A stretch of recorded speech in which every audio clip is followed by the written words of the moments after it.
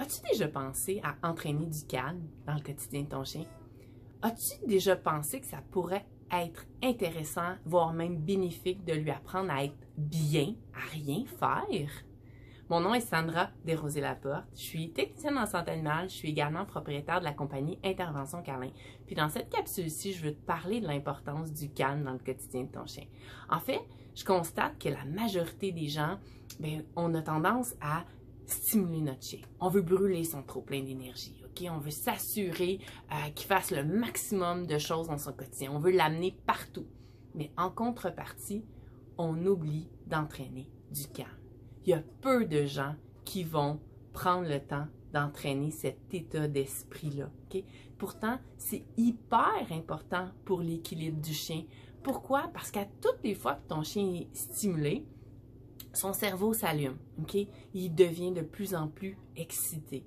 Puis, à un moment donné, il y a une limite qu'il ne sera plus capable de franchir. C'est-à-dire qu'il va tomber dans une partie de son cerveau où tout va se mettre à off. Il va avoir de la difficulté à se rappeler. Il va avoir de la difficulté même à apprendre.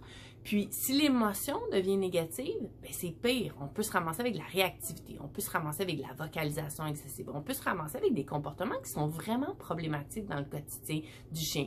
Tout ça parce qu'on l'a excité, surstimulé, puis on lui a jamais appris à se calmer.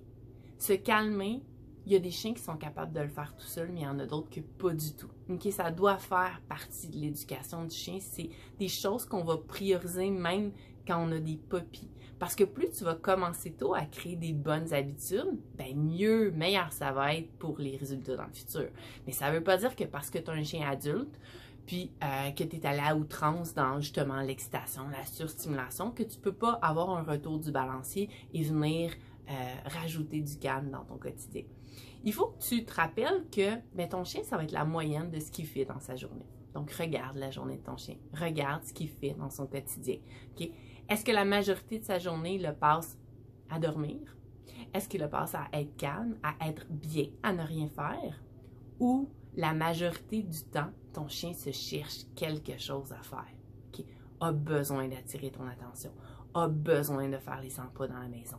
Okay? Si tu penches de ce côté-là, je pense que ça va être important de ramener un petit peu plus de calme dans ton quotidien. Donc, si j'ai piqué ta curiosité et que tu veux en découvrir davantage sur le calme, je t'invite sur le groupe Facebook Quand l'entraînement devient un jeu d'enfant. C'est là qu'on partage tous nos secrets.